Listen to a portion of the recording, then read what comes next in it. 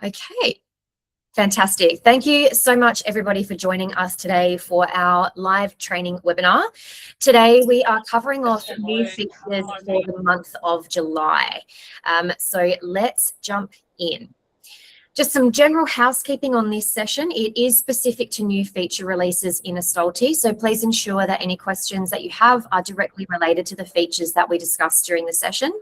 If you have any other questions, we will be more than happy to answer them via support or in a future training session. Please ask any of your questions using the chat function, and this session is being recorded and will be uploaded to the training guide after the session. Using the chat function to do this, just click on the chat icon down the bottom right-hand corner of Google Meet. When asking questions, please just include as much detail as you can. There'll be a short time at the end to respond to those questions. And if there is additional spare time, we will take further questions using the raise hand function as well. To do that, you'll just click on the hand icon, which you'll find down the bottom of Google Meet.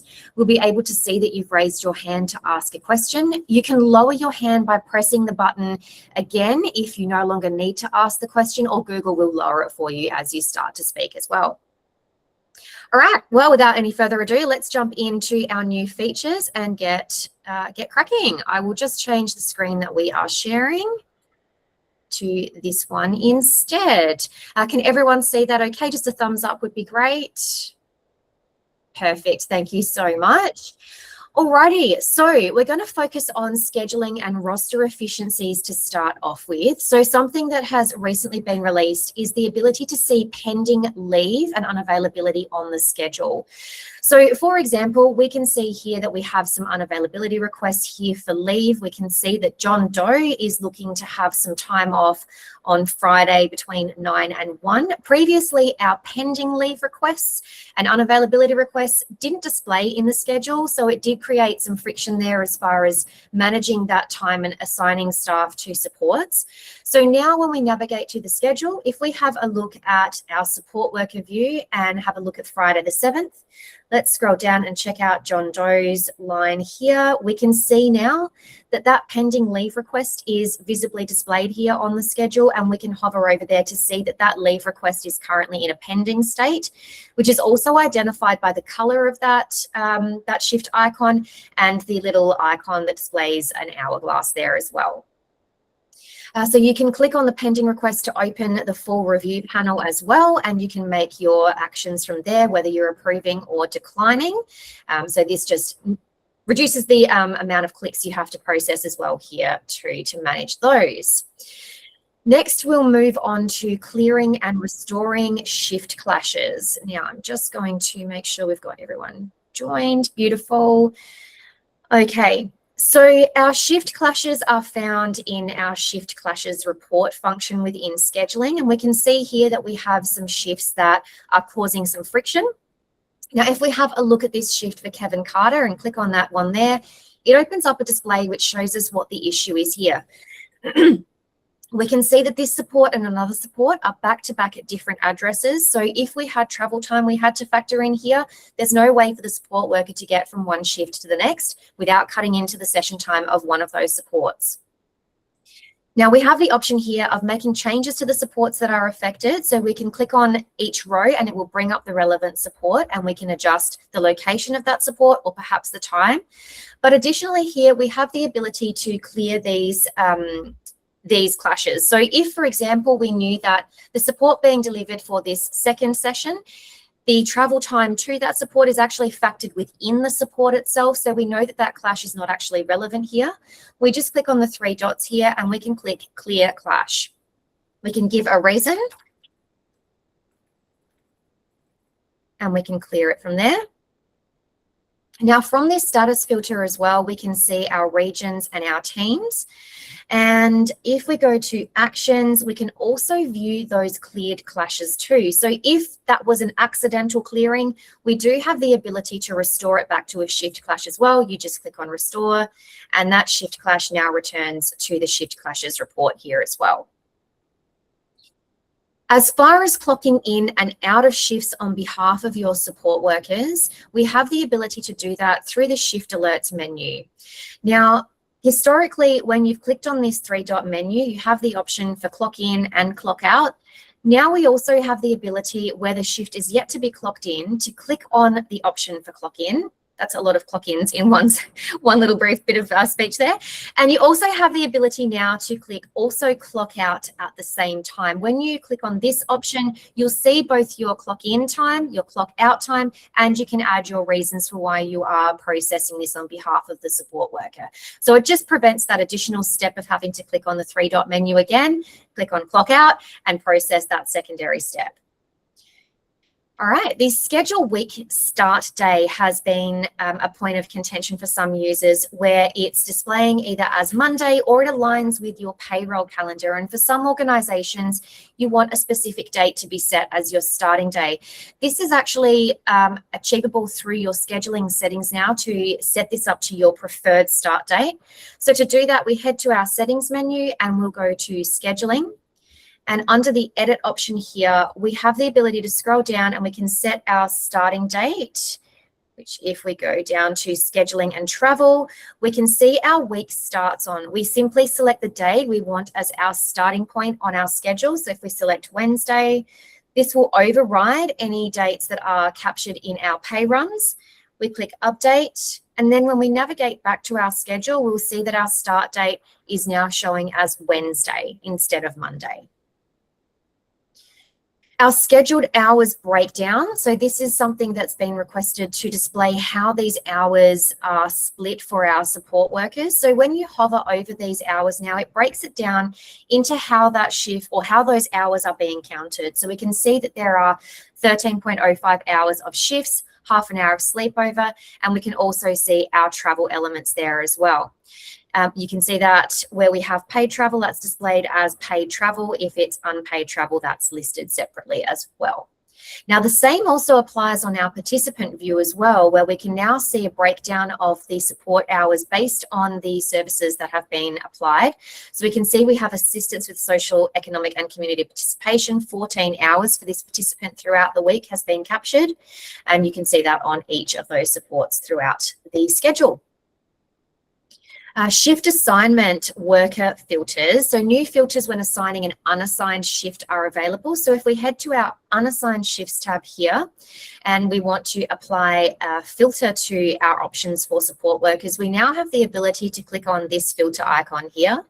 And we can set state, region or team to break those results down to only those specific support workers. Now, we also have, sorry, bear with me while I just catch up where I'm up to here. Our weekday worker assignment shortcuts. So when we're assigning a support worker to an ongoing shift, let's have a look at this one here for Evan Ryan. What we want to do here is set one of our support workers as the support worker on these shifts. So let's have a look at Benita. In our selection option here, we have the ability now to only select shifts without clashes.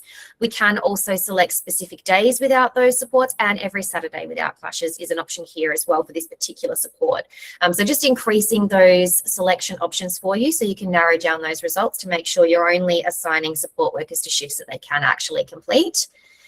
And we also have the ability to, I've covered that, sorry.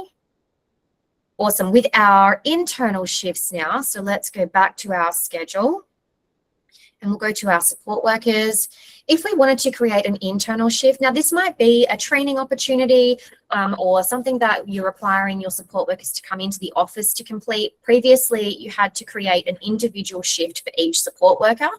Now on your internal or non-support activity shifts, you can actually select multiple support workers. So we can tick each that's going to be relevant to this session, and we can add them all to that particular shift. And you can also remove them individually from those shifts as well. So let's just create an admin task here.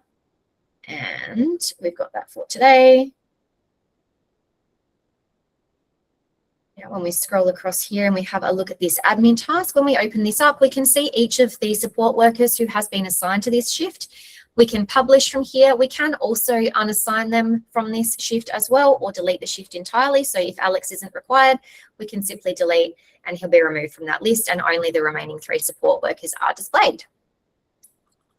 We've had a major improvement to our sleepover functionality within Astalty. So previously you had 3 separate shifts for a sleepover: your active shift beforehand, the sleepover period, and the active period after. And this did require support workers to clock in and out of each of those shifts. We've improved how that works now. So if we go to add a shift, and this is going to be a sleepover, say we start our active from 8 p.m. and we're going to go right through to 8 a.m. the following day. You'll see an option here to suggest that this includes a nighttime sleepover support segment. This also then gives you the ability to set the hours that will actually be this sleepover portion. So it will default to those 8 hours and suggest 10 till 6. You can adjust those if necessary. And what that means is that the supports either side of that will be your active periods, and this will be your sleepover window here. Let's go ahead and just create this quickly for one of our participants.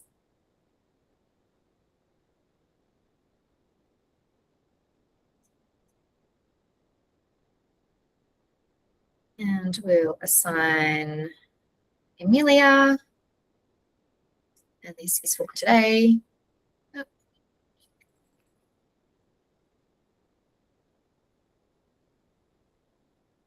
Let me go down and have a look at Amelia's calendar for today. We will see that we have this sleepover commencing here from 8 p.m.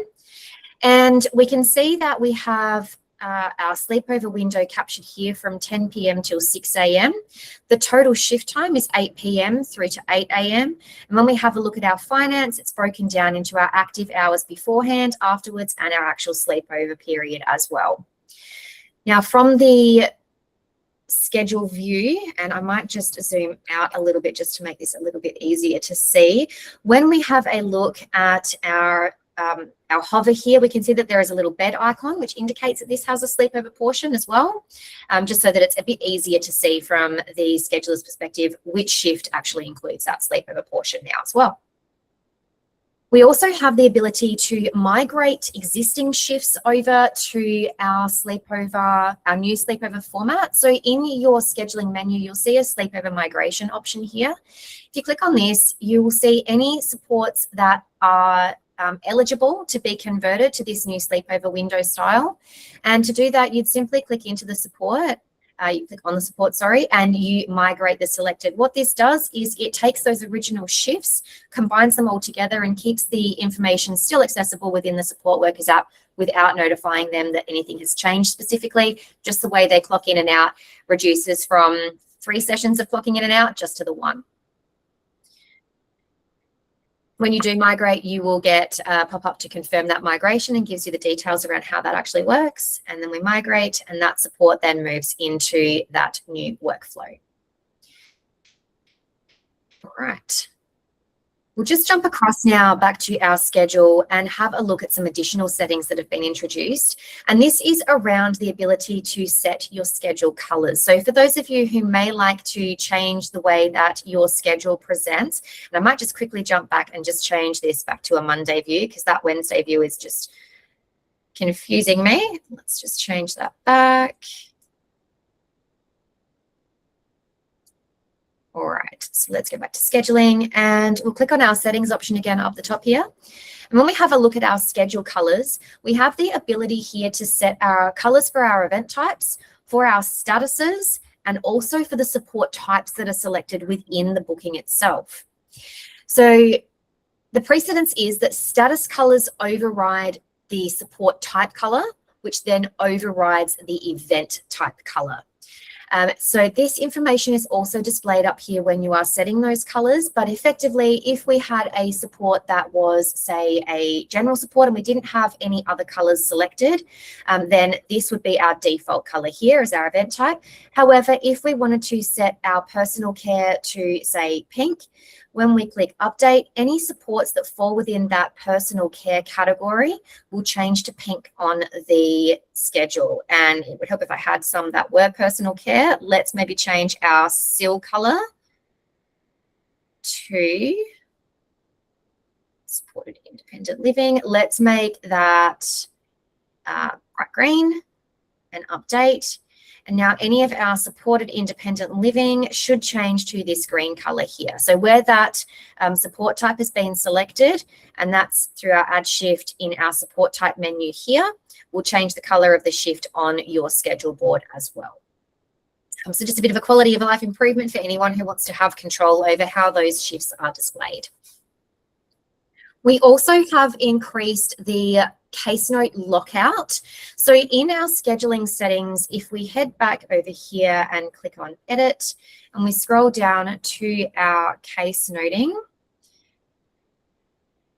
we will see here that we have our notes and visibilities here. We can lock case notes after clock out. So if you want to prevent support workers from being able to edit their case notes after they have completed their supports, or prevent them from adding any after a certain period of time, you can toggle this on and you can choose from our preset functions. Originally, it was capped out at, I think it was about 12 hours or something like that. We've now added in the ability to set your 24 hours and your 48 hours windows here as well. So that is available to everyone with scheduling. And let's have a look at broadcasting a shift from the schedule. So you no longer need to go through the unassigned shifts directory to post those to your shift board. So let's jump into scheduling and we'll go to participant. We'll have a look for an unassigned support shift right here.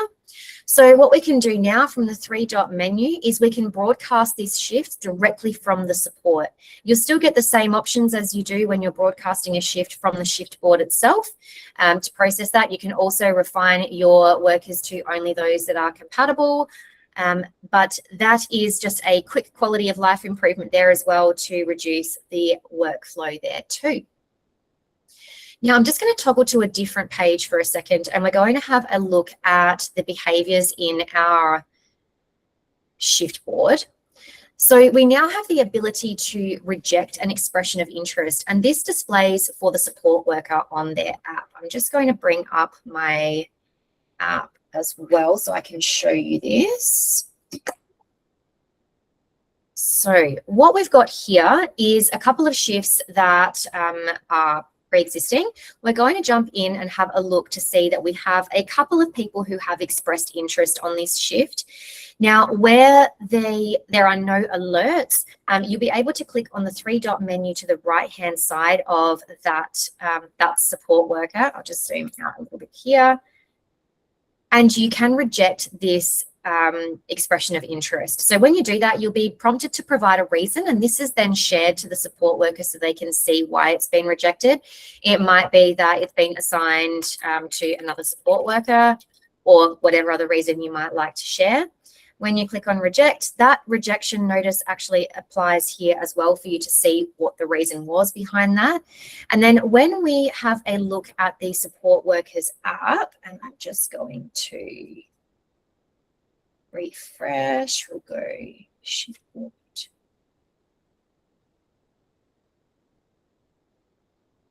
And I'll just share that screen.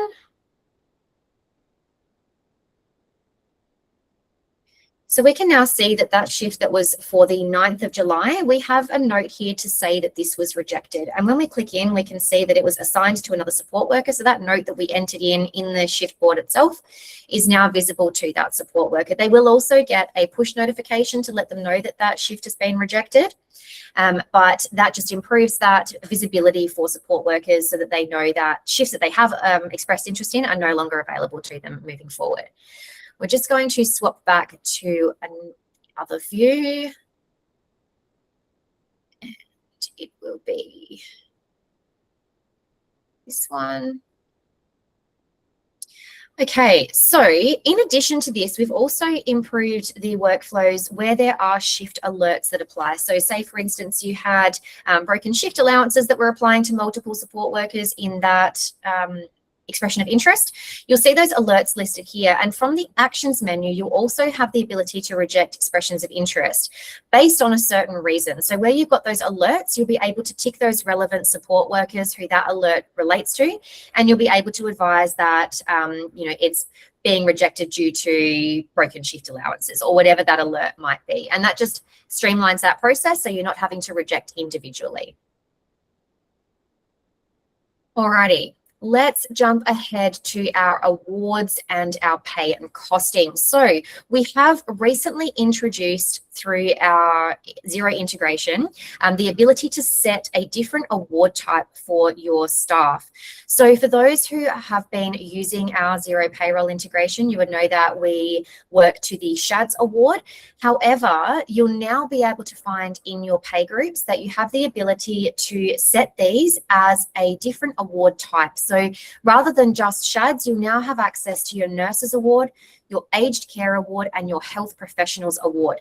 Now, each of these presents a different type of pay item mapping configuration so that it aligns with the relevant award. So for our Nurses Award, for example, let's have a quick look in here. We will see that we have a different set of options to map against. So you won't see broken shift allowances in here because they don't apply to the Nurses Award. Now, in addition to this, when we navigate to our Employees tab as well, we have the ability to set their contract to make sure that it aligns with the relevant award that they're going to be paid under. So you'll do that through this drop-down menu here and select the relevant award to make sure that it's applying correctly when you're exporting that data from Astalty through to Xero. Now, just a little bit of information on these as well. The Aged Care Award interprets for residential aged care and is available to every provider. It covers the 3 classification streams: the shift loadings, overtimes, sleepovers, and broken shifts where applicable. The boundaries to flag is that there is residential aged care that uses this award, so that's where that's in a facility.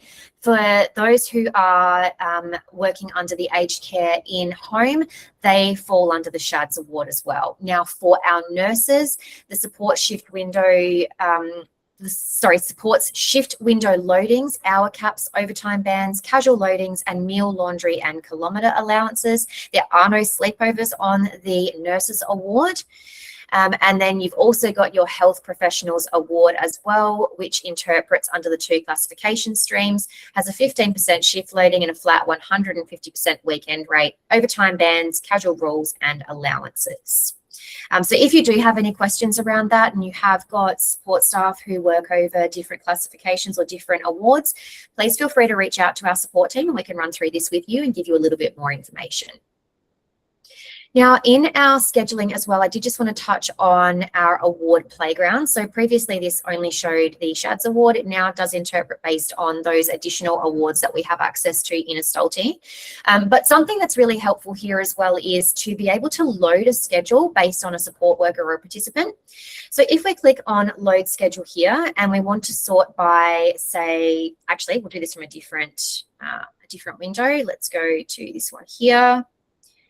We'll go to our award playground and we're going to open up our award for our support worker, Sally Jones.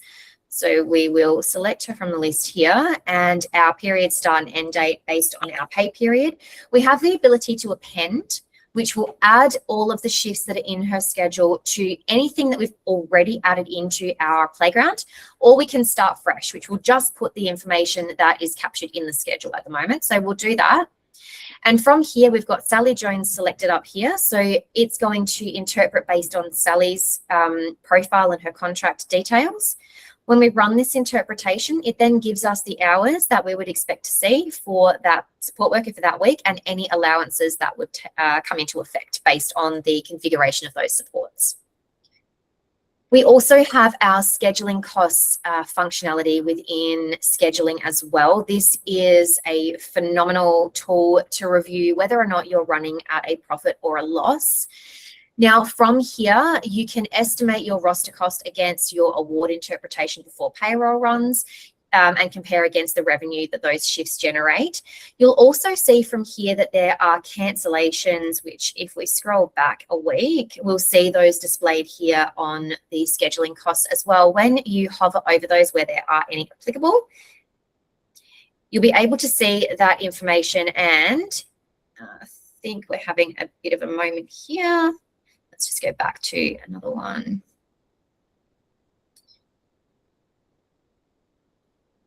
Where there is a shift that is cancelled, you should then be able to open up and see that. But I think we might be having an issue with our demo landscape here that's not opening it up for us.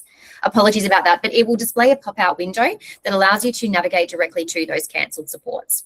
And then you can make changes where necessary to those as well. Now, within here, you have the ability to break that cost down by participant or by employee to see where those profits and loss apply. And you will also be able to set this to exclude archive participants by default. You can include them if you do have participants who have been archived in this current pay period. You also have the ability to exclude direct charges if you don't want those included.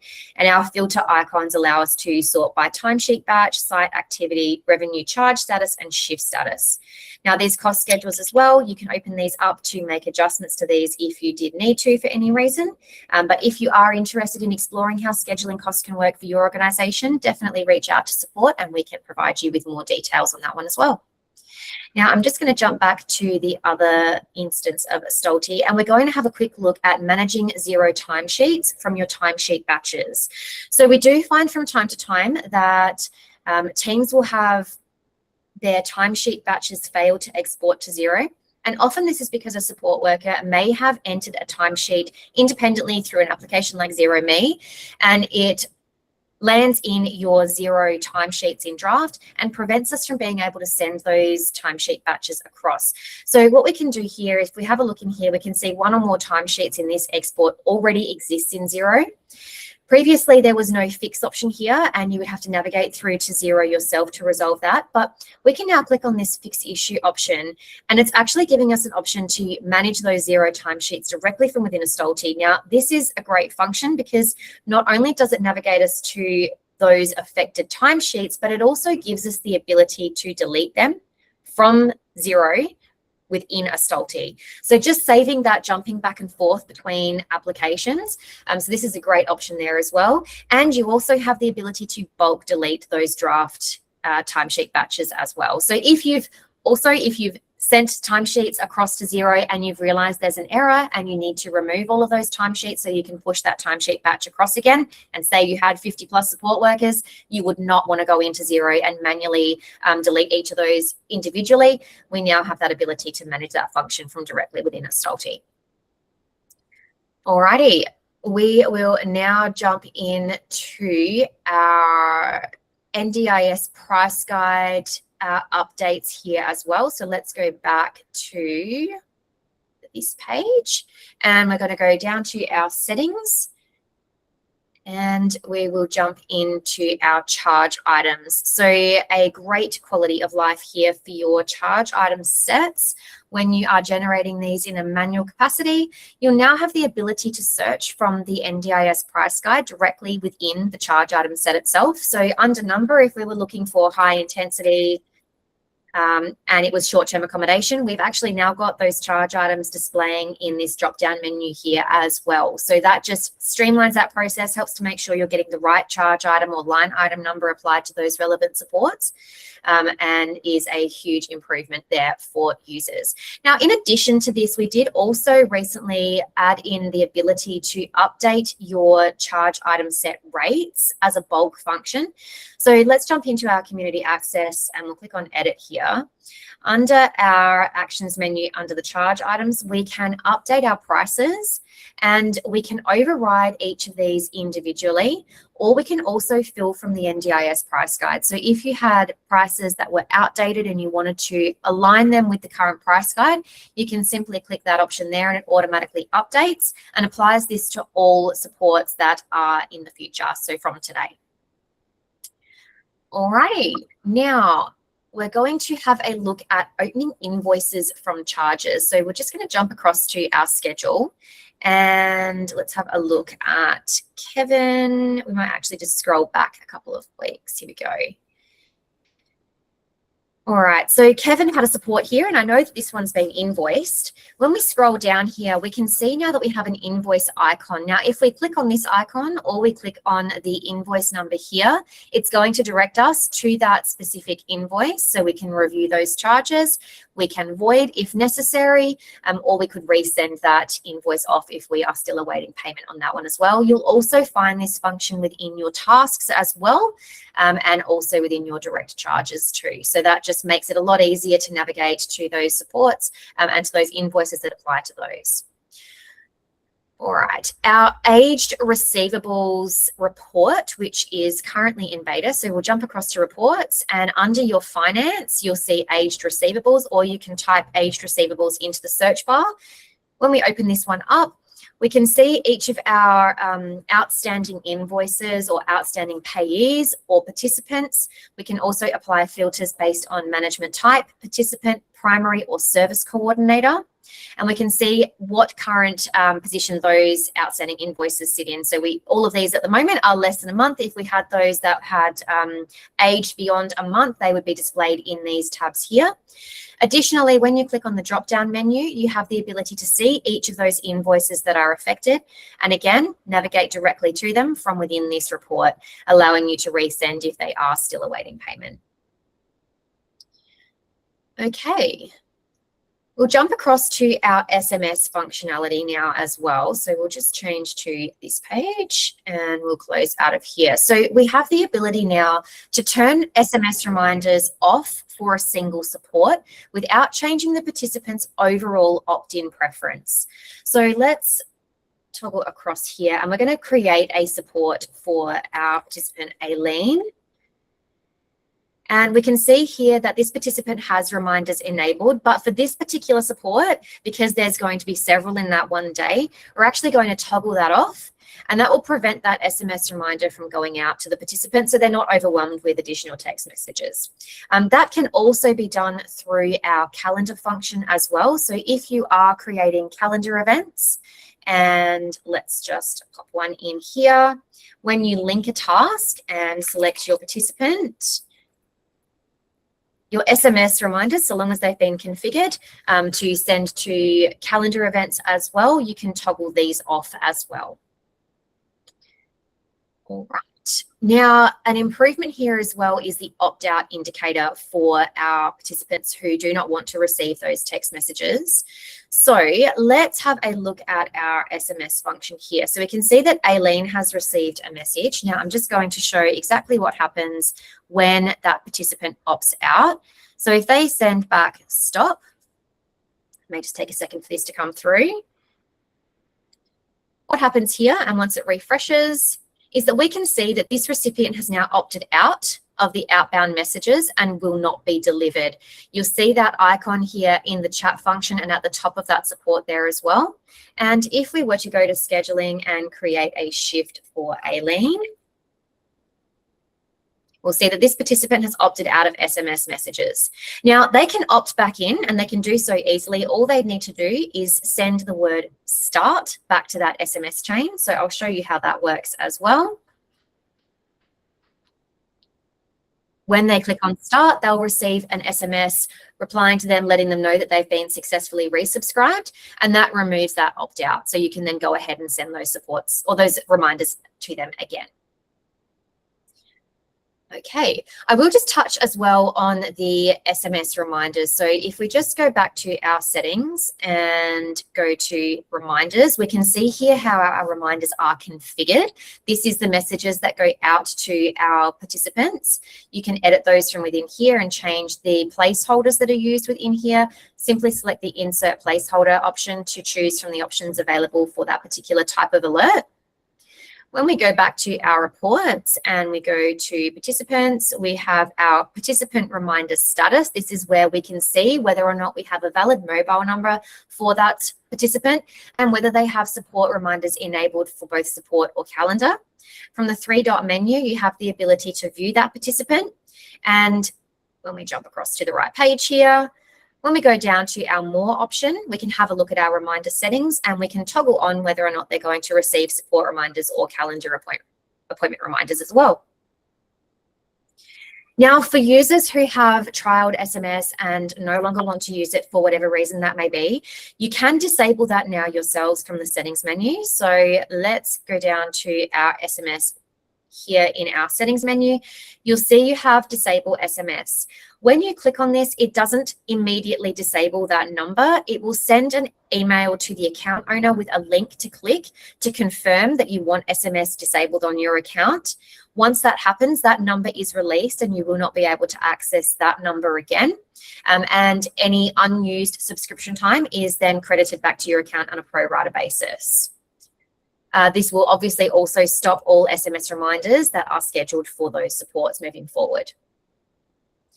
We also now have a funding period date notification. So for those who are delivering supports where funding periods apply and you stop providing support during a funding period where the funds have been exhausted and you want to be notified when the next funding period is open so you can recommence those supports, we now have the ability to send a notification to your team to let you know about that.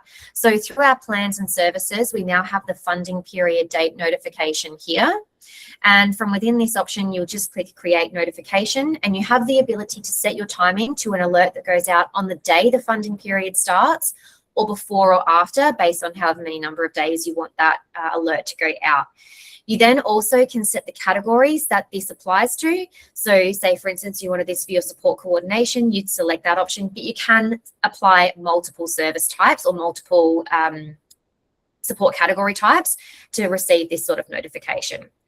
You can update the notification email content. It might be, just a simple message to your team to say that you can recommence services, and you can set your notification recipient. So whether that be the primary or service coordinator, specific user groups or individual users that you may want to notify. And you also, as usual, have the ability to set your notification methods as within Astalty or as an email to them as well. All right, we're going to jump across now to our participant. We'll go and have a look at Aileen. And if you want to send a participant's schedule to them via email, we had the ability to do this before, but there was no way to track whether or not it had been sent. So if we want to email supports as a PDF, and we'll just put in an example here and we'll use Aileen as our recipient. When we send that off now, we'll also be able to see that captured through an email history to show us what was sent, when and by who, and the recipient is listed there as well. So this is a helpful tool if you do have multiple people working in your scheduling team and sending off support schedules via email to your participants. We also have an incredible reporting function for our forms. So let's jump across to those and have a look. When we go to manage forms, we'll have a look at our feedback and complaints as an example here. You'll find that there is a report menu within the form functionality. And this report provides a great oversight to the submissions that you've received back on those particular reports. So what we can see here is our total number of submissions for this report, when the first and latest submissions occurred, and how many average per week. You can also see graphs based on the questions that apply to that form. So for example, what is your feedback about? We can scroll down to here and it gives us a bar graph to show that most of our feedback comes back around communication. It's a great way to have clear oversight over how those forms and how that data is tracking for your organization as well. So definitely jump in and have a look at those. A great tool to be using to see how those forms are performing. All right. We used to have a limitation with reactivation for users who had been deactivated. That's now been lifted. So previously there was a 30-day freeze, and if you needed to reactivate that user, you'd have to reach out to support and we would remove that freeze for you, allowing you to reactivate. That is no longer there now. So if you do have a support worker who has, or any team member who has been deactivated, which you'll find through your users menu under the filter of status, if they've been deactivated, you can simply click into that user now and you can reactivate them as well. Okay, that's pretty much it for coverage on the updates for last month. There are quite a few more. I would encourage you to jump on after this session, and once it's been uploaded to the user guide, to link off to the relevant change logs for the month of July and have a look at all of the updates that have been posted. It's extensive, and I would encourage you to definitely check that out. But what we might do for now is just open up for any questions that you may have. I'll just check in the chat. Doesn't look like we've had anyone ask any questions so far, but if you do, now would be the time if you want to raise your hand.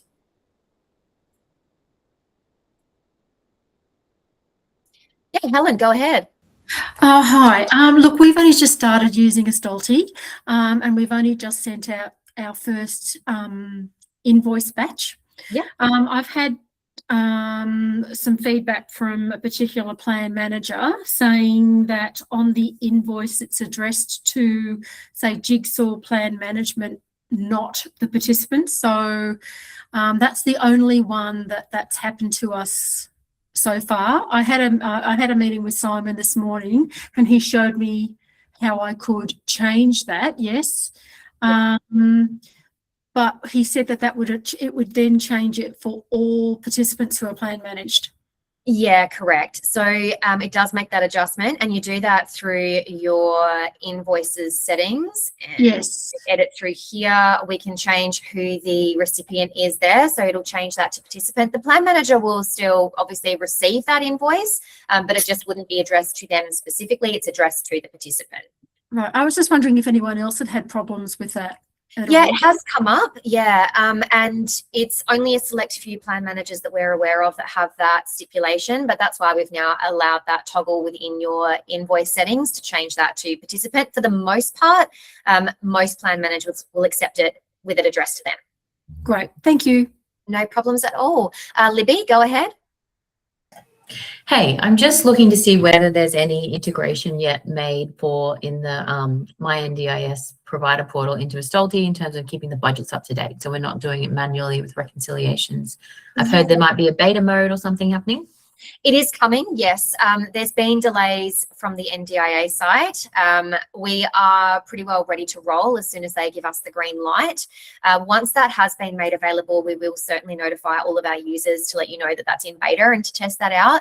For the first stage, I believe it's just around being able to upload your invoices rather than being able to manage budgets specifically. But there are future improvements planned for that integration as well. So definitely keep your eyes peeled. That will come out as an email to our user base when that's ready to go. Okay, thanks. Amazing. Any other questions? Oh, we do have some in our chat. Are you able to assign multiple admins in Astalty? Yes, you can, absolutely. However, you can only have one account owner. So for your account owner, they will see things like your billing menu, and they'll have access to certain functionalities within settings, like being able to enable SMS, or for our data management, being able to bulk delete participant documents or case note deletion.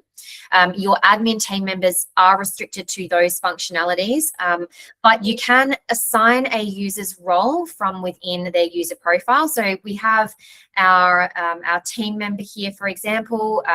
So we'll go our manager user here.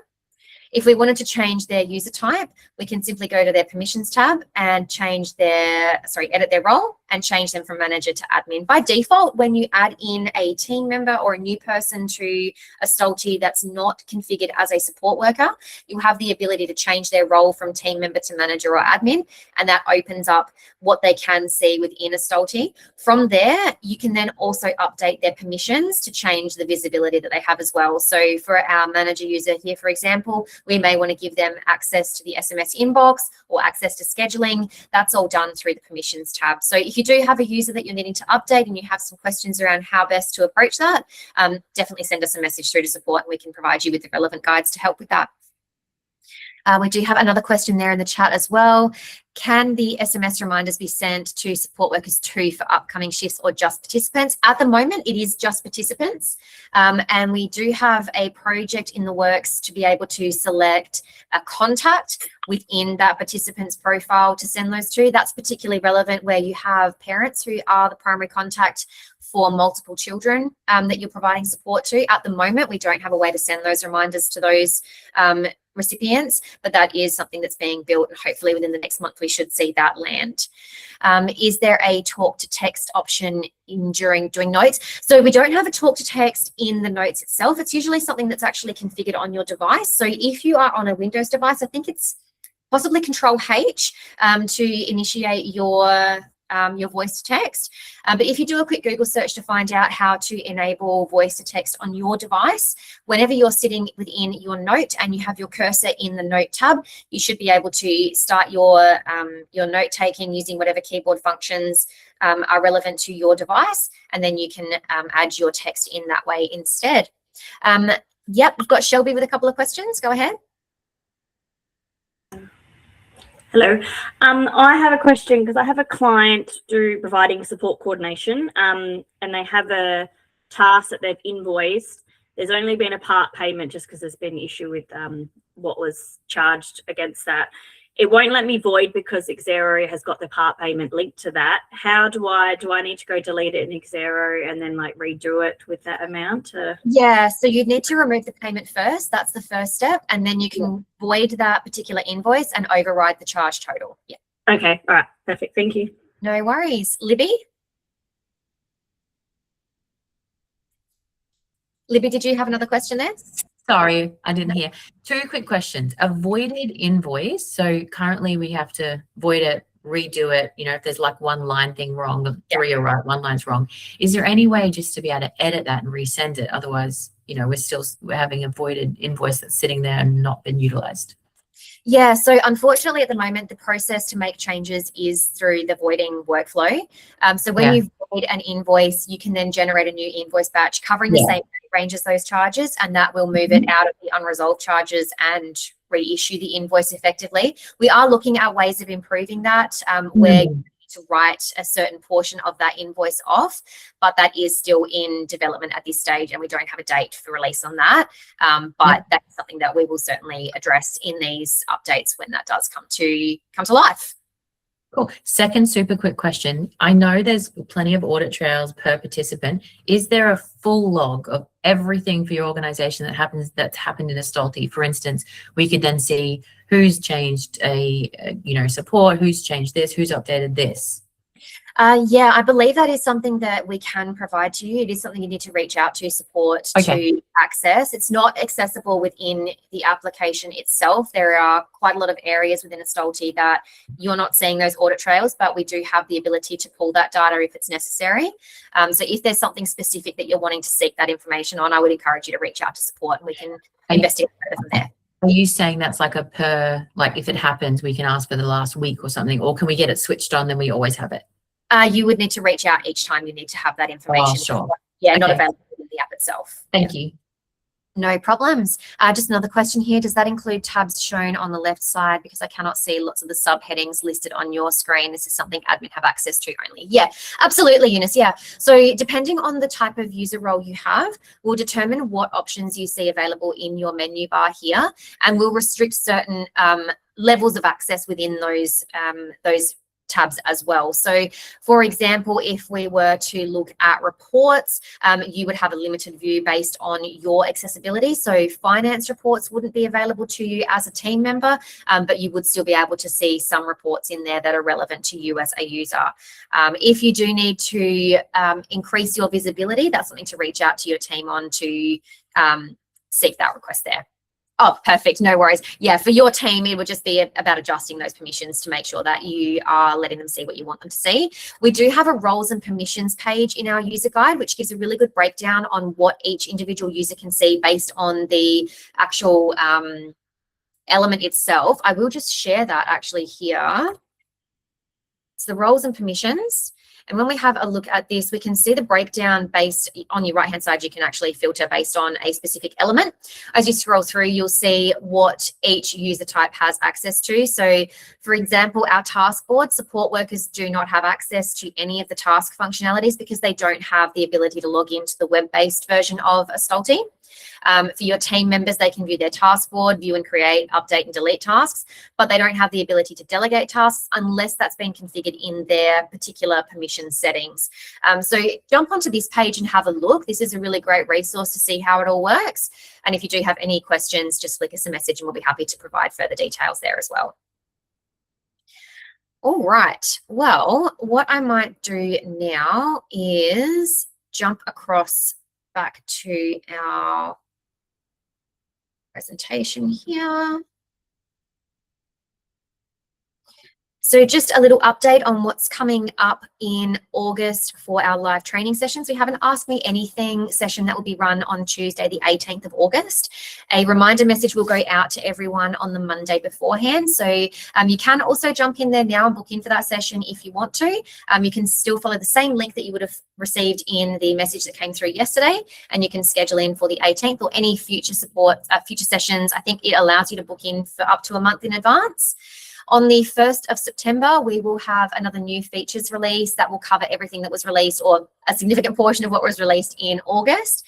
And then we'll have another Ask Me Anything session in the middle of September as well. So definitely jump in and book in to attend those sessions. We would love your feedback. If you have any questions, ideas, or you would like to continue the conversation with us, feel free to reach out to us by emailing support@astalty.com.au, or you can click the support button, which you'll find within your Astalty browser up the very top near your menu bar. You will also find our user guide has had a big refresh recently, and there is also now an AI functionality in there to help with your search. So I will quickly jump across and just show you that as well. Let me just share a different screen quickly.